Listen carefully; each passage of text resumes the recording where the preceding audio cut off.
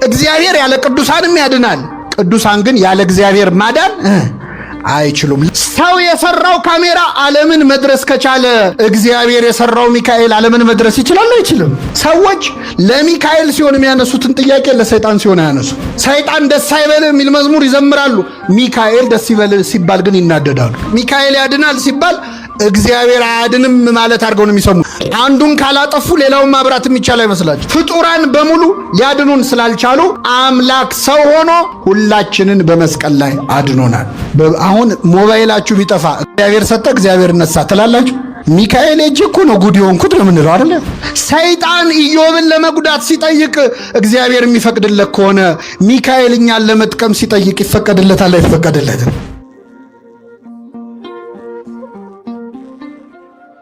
የመላእክትን ፍጥነት የሚያሳይ አንድ ነገር ልንገራችሁ። የመላእክት ፍጥነት የኛን ሐሳብ ያህል ነው። የኛን ምን ያህል ነው?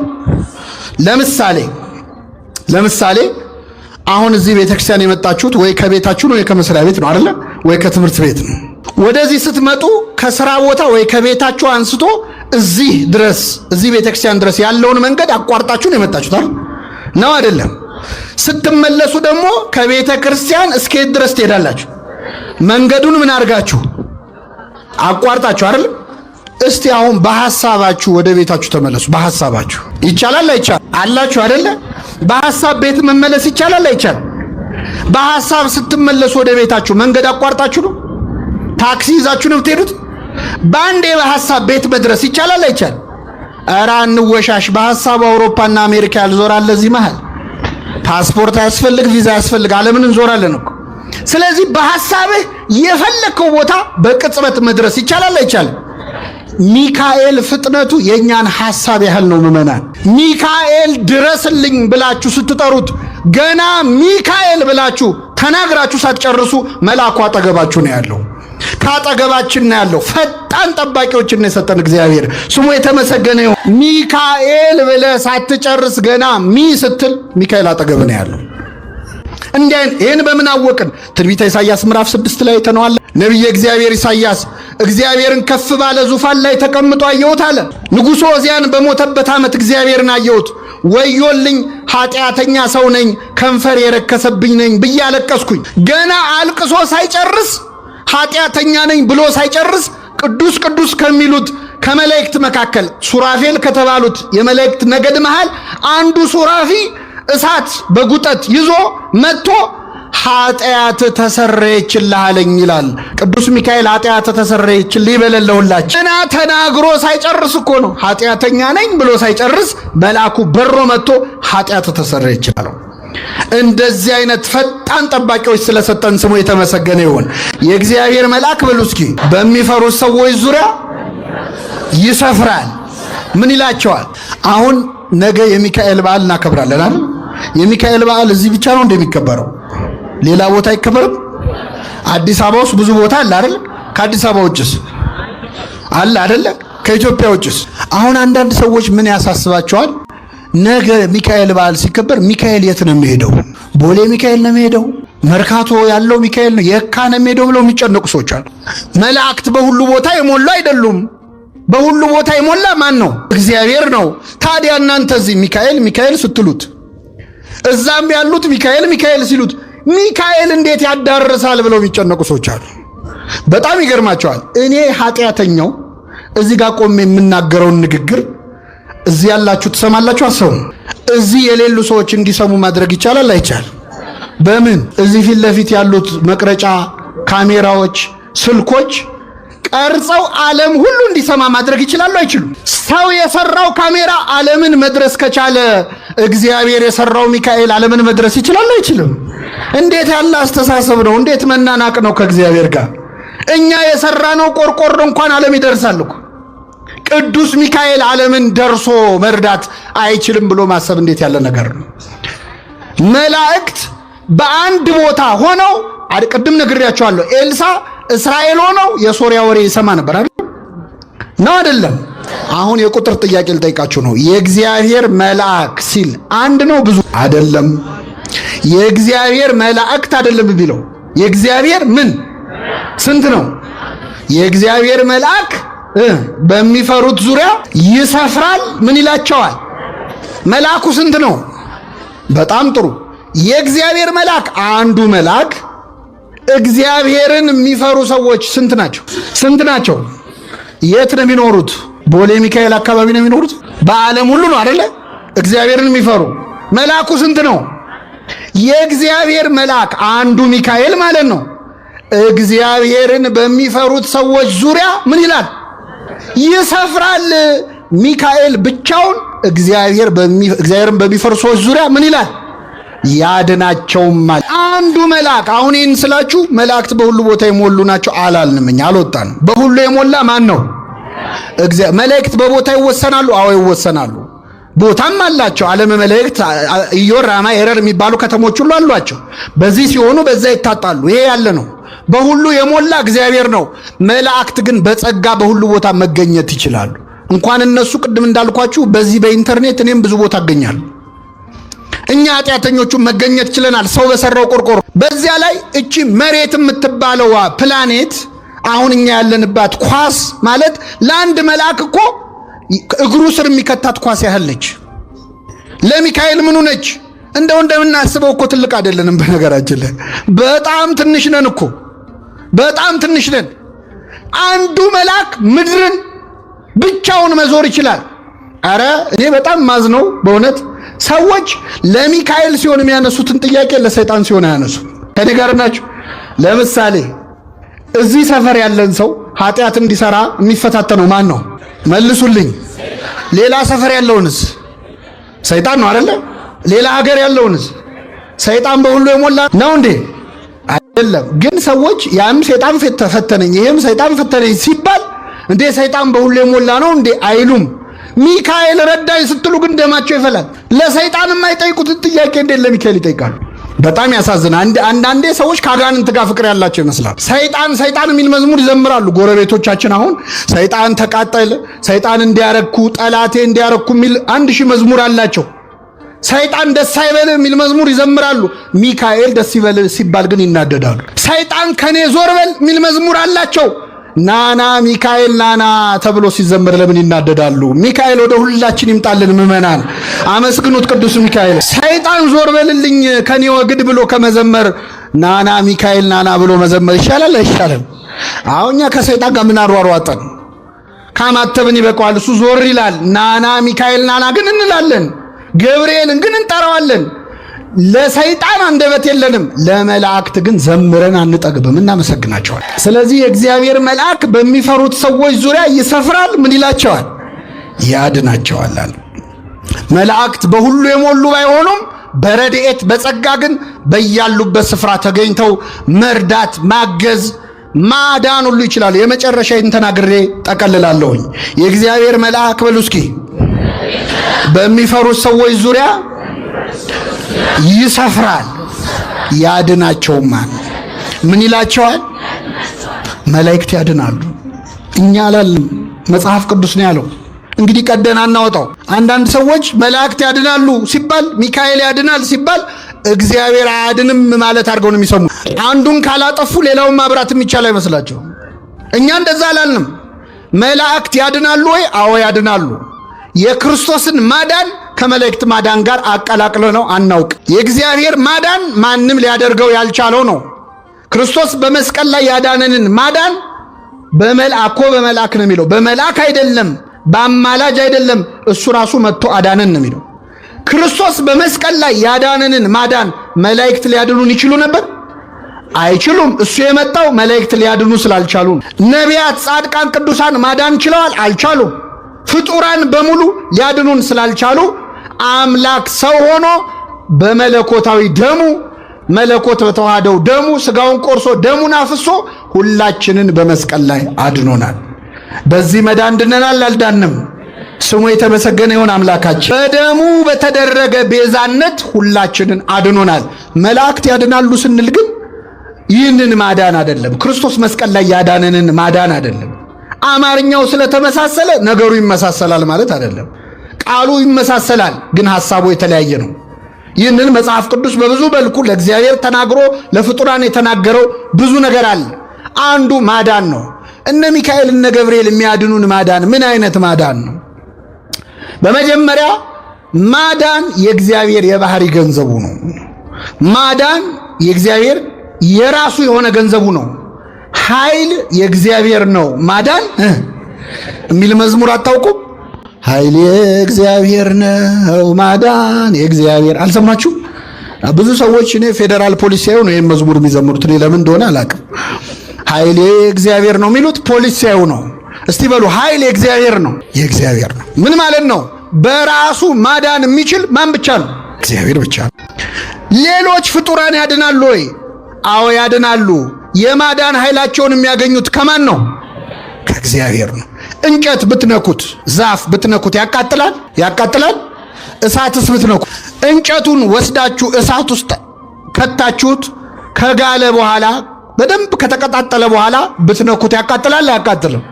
እንጨት በራሱ ያቃጥል ነበር? ማቃጠሉን ከማን ወሰደው? ከእሳት። እሳት ማቃጠል የባህሪው ነው አይደለም? እንጨት ግን ማቃጠል አይችልም። የማያቃጥለው እንጨት ግን እሳት ውስጥ ሲገባ ምን ይላል? ፍጡራን በራሳቸው ማዳን አይችሉም። ማዳንን የሚያገኙት ማዳን የባህሪው ከሆነ ከማን ነው? ከእግዚአብሔር ነው። መዳን በሌላ በማንም የለም። እንድንበት ዘንድ የተሰጠን ከሰማይ በታች ኢየሱስ ክርስቶስ የሚለው ስም ነው አለ ቅዱስ ጴጥሮስ። ምን ሆነ መሰላ? ሁለት ደቀ መዛሙርት ጴጥሮስና ዮሐንስ ወደ ምኩራብ ሊጸልዩ ሄዱ ይላል በሐዋርያት ሥራ ላይ ምዕራፍ 4። ወደ ምኩራብ ሊጸልዩ ሲሄዱ በር ላይ አንድ ሰውነቱ ሽባ የሆነ ሰው ወድቆ ባልጋ ላይ ሆኖ ይለምናል። እባካችሁ እርዱኝ ብሎ ማለት ነው። እባካችሁ እንደው ስጡኝ ትንሽ ገንዘብ ብርና ወርቅ ብሎ ይለምናል። ይህን ጊዜ ጴጥሮስና ዮሐንስ አዩት። ጴጥሮስ አየውና ዞር ብሎ ብርና ወደኛ ተመልከት፣ እስኪ ወደ ማንም ተመልከት ያለው እኛ ማነን? ጴጥሮስና ዮሐንስ። ቅዱሳንን መመልከት ወደ እግዚአብሔር መመልከት ነው። ወደኛ ተመልከት። ብርና ወርቅ የለንም፣ ያለንን ግን እንሰጣለን። ብርና ወርቅ አቤት ሐዋርያት ብርና ወርቅ የላቸውም ነበር። አይገርምም? ሐዋርያ የዛሬ አገልጋዩም ብርና ወርቅ አለው አይፈውስም እንጂ። ሐዋርያት ግን ብርና ወርቅ የለንም፣ ያለንን እንሰጣለን። በናዝሬቱ በኢየሱስ ክርስቶስ ስም ተነሳና ተመላለስ አለው። ወዲያውኑ ያ ሰውዬ ተነሳ፣ አብሯቸው መቅደስ ገብቶ ሰገደ፣ እግዚአብሔርን አመሰገነ ይላል። አሁን ይሄ ሰውዬ ተፈወሰ። ሲፈወስ ፈሪሳውያን ደነገጡና ጴጥሮስና ዮሐንስን አሳሰሯቸው። ሸንጎ ፊት አቀረቧቸው። ምንድነው የሰራችሁት አሏቸው። ምንድነው የሰራችሁት? እንዴት ልታድኑ ቻላችሁ? እዚህ ላይ እንኳን ፈሪሳውያንም ማመስገን አለበት። አሁን ዘንድሮ ሰው ከዳነ እንኳን ዳነ ነው እንጂ እንዴት ዳነ አንልም አይደለም። እነሱ ግን ያጣራሉ። እንዴት አዳናችሁ? እንዴት ልታድኑት ቻላችሁ ይህን ሰውዬ ብለው ጠየቋቸው። ጴጥሮስ ምን አለ? በምን እንድናድን ትፈልጋላችሁ? መዳን በሌላ በማንም የለም፣ እንድንበት ዘንድ የተሰጠን ኢየሱስ ክርስቶስ የሚለው ስም ነው አለ። ስሙ የተመሰገነ ይሁን አምላካችን። እኛ በምን እናድናለን? በክርስቶስ ስም ነው የምናድነው። ሰቅላችሁ በገደላችሁት በናዝሬቱ በኢየሱስ ክርስቶስ ስም ነው። ጴጥሮስ ይህንን ሽባ አድኖታል አላዳነው? በማን ስም? በኢየሱስ ክርስቶስ ስም። ገብርኤል ያድናል አያድንም? በማን ስም? ሚካኤል በማን ስም ነው የሚያድነው? አሁን ቅዱስ ሚካኤልን አግኝታችሁ ብትጠይቁት ታድናለህ ወይ ብትሉት መዳን በሌላ በማንም የለም፣ እኔም ማድናችሁ በክርስቶስ ስም ነው የሚለው። ድንግል ማርያም ታድናለች አታድንም? በማን ስም? በልጇ በክርስቶስ ስም። መዳን በሌላ በማንም የለም። በሌላ የሚለውን ለድንግል ማርያም የሚጠቅሱ ሰዎች አሉ። ድንግል ማርያም ሌላ ናት እንዴ? ሚካኤል ሌላ ነው እንዴ? መዳን በሌላ እኮ ነው ያለው። ቅዱሳን ሌላ አይደሉም። እነሱ የእግዚአብሔር ገንዘቦቹ አገልጋዮቹ ናቸው። ቅዱሳን በእግዚአብሔር ስም ያድናሉ። እግዚአብሔር ያለ ቅዱሳንም ያድናል። ቅዱሳን ግን ያለ እግዚአብሔር ማዳን አይችሉም። ለምን? ኃይል የእግዚአብሔር ነው፣ ማዳን የእግዚአብሔር። ስለዚህ የእግዚአብሔር መልአክ በሚፈሩት ሰዎች ዙሪያ ይሰፍራል። ምን ይላቸዋል? ያድናቸዋል። እኔ አንድ ጥያቄ ጠይቃችሁ አበቃለሁ። የእግዚአብሔር መላእክት ቅዱሳን መላእክት ይረዱናል፣ ያማልዱናል፣ ያድኑናል። ብዙ ጊዜ ሰዎች ጥያቄ ሲያበዙብን ተሸማቀን አንዳንዴ ለመመስከር እንቸገራለን እና እኔ አንድ ጥያቄ ልጠይቃችሁ።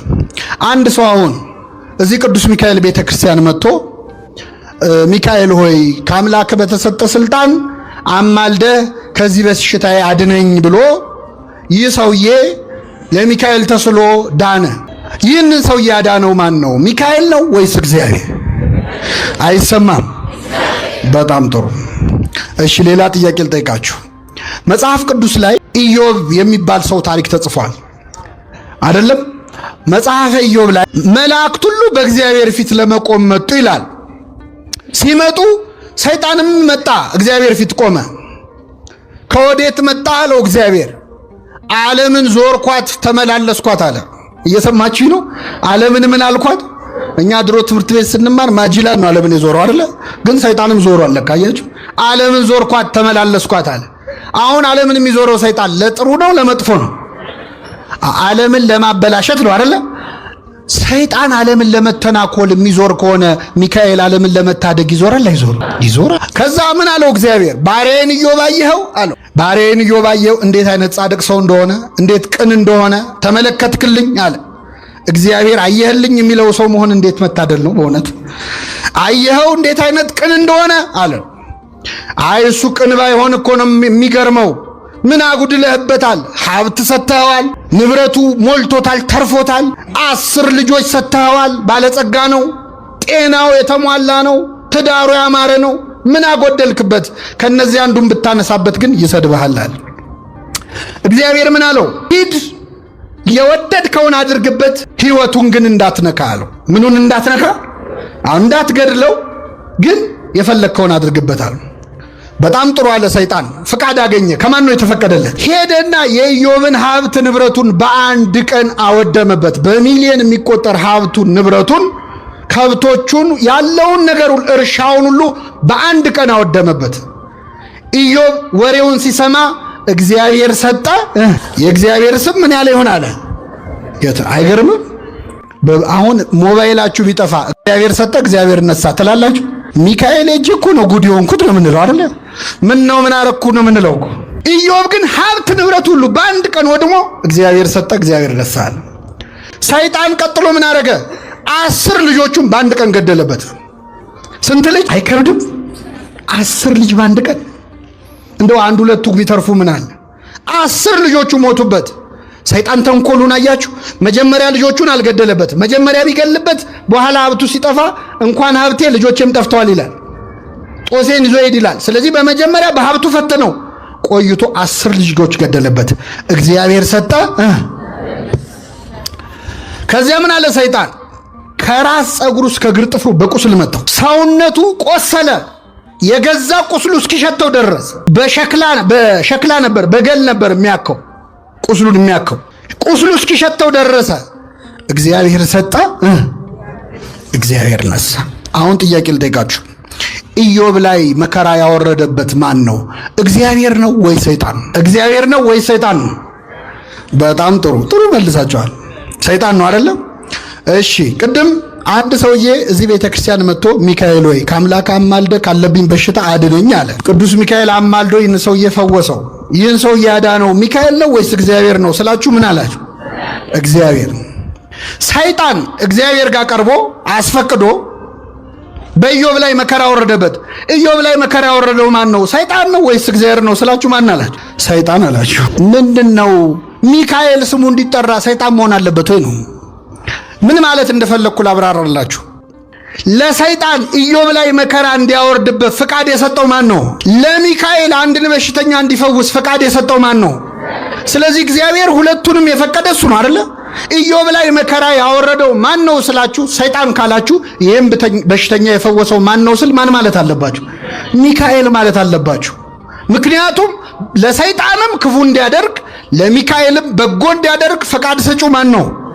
ወርደው ስራውን የሰሩት ግን ሚካኤልና ሰይጣን ናቸው አይደለም? አዎ። ሰይጣን ለማለት የምንፈጥነውን ያህል ሚካኤል ለማለት መፍጠናል። እስቲ አንድ ጊዜ ሚካኤል። የመጨረሻ አንድ ጥያቄ ልጠይቃችሁ። ሰይጣን እግዚአብሔር ፊት ቆሞ የጠየቀው ፍቃድ የጠየቀው ለኢዮብ ክፉ ለማድረግ ነው ወይስ መጥፎ ነገር ለማድረግ ነው? ማን ነው? ጥሩ ለማድረግ ነው መጥፎ ለማድረግ? አይሰማም። ለኢዮብ መልካም አስቦ ነው ክፉ አስቦ ነው አይደል? ማን ፊት ቆሞ ጠየቀ? እግዚአብሔር ፈቀደለት አልፈቀደለት? ክፉ ነው ሰይጣን አይደል? ለክፉ ሰይጣን፣ ለአመፀኛው ሰይጣን ክፉ ነገር አስቦ ኢዮብን ለመጉዳት አስቦ ሲጠይቀው ማን ፈቀደለት? ያ የወረደው የረከሰው መልአክ ሰይጣን ኢዮብን ለመጉዳት ብሎ ሲጠይቀው እግዚአብሔር ፈቀደለት። ሰይጣን ኢዮብን ለመጉዳት ሲጠይቅ እግዚአብሔር የሚፈቅድለት ከሆነ ሚካኤል እኛን ለመጥቀም ሲጠይቅ ይፈቀድለታል አይፈቀድለትም? መላእክት የሚጠይቁት እኮ የእኛን መዳን ነው አይደለ? ሁሉ መዳንን ይወርሱ ዘንድ ለማገዝ የሚላኩ መላእክት አይደሉምን? ደስ ይበላችሁ ምእመናን፣ ሚካኤል ስለኔ ስላንተ ተንበርክኮ ምህረት እስክናገኝ ድረስ እግዚአብሔር ፊት ይለምናል፣ ይጸልያል። እግዚአብሔር የሚካኤልን ጸሎት ይሰማል አይሰማም? የመልአኩን ጸሎት ይስማልን እግዚአብሔር። አይተነዋል። ትንቢተ ዳንኤል ዘካርያስ ምዕራፍ 1 ቁጥር 12 ላይ 70 ዓመት ሙሉ የተቆጣቸውን እስራኤላውያንን የማትምራቸው እስከ መቼ ነው አለ። እስኪ በሉ የማትምራቸው እስከ መቼ ነው? ሚካኤል እንደዚህ ነው የሚለው፣ እስከ መቼ አትምራቸው? በእውነት ቅዱስ ሚካኤል ኢትዮጵያን ማትምራት እስከ መቼ ነው ይበልልን። ይህችን ሀገር ማትምራት እስከ መቼ ነው ይበል። በእውነት ይሰማዋል እግዚአብሔር አይሰማው? ሰይጣን ክፉ ሆኖ ለምኖ ከተሰማ ሚካኤል ደግ ሆኖ ለምኖ እንዴት አይሰማም? የዮና ልጅ ስምዖን ወይ ሰይጣን እንደ ስንዴ ሊያበጥራችሁ ለመነ ይላል። ሰይጣን የእኛን እምነት ለማበላሸት እኛን እንደ ስንዴ ለማበጠር ይለምናል። ቅዱስ ሚካኤል ደግሞ ማራቸው ማራቸው እያለ ይለምናል። እንደዚህ ለእኛ መዳን የሚንሰፈሰፉ ሁሉ መዳንን እንዲወርሱ የሚካኤል ልመናው ምኞቱም እንደሆን ታውቃላችሁ። እዚህ ግቢ ውስጥ ካለ ሰው አንድም ሰው ገነት ሳይገባ እንዳይቀር ነው። አንድም ሰው ወደ እግዚአብሔር መንግሥት ሳይገባ እንዳይቀር ነው ልመናው ሚካኤል። የዋሁ መልአክ ልመናው ይሄ ነው። እንደ ሰይጣን ክፉ አይደለም የሚያስበው። ሰይጣንን እንኳን የማያስቀይመው የዋሁ መልአክ እግዚአብሔር ይገስጽ ከማለት በላይ ክፉ ቃል ካፉ የማይወጣው ቅዱስ ሚካኤል ለኛ መዳን ነው የሚለምነው።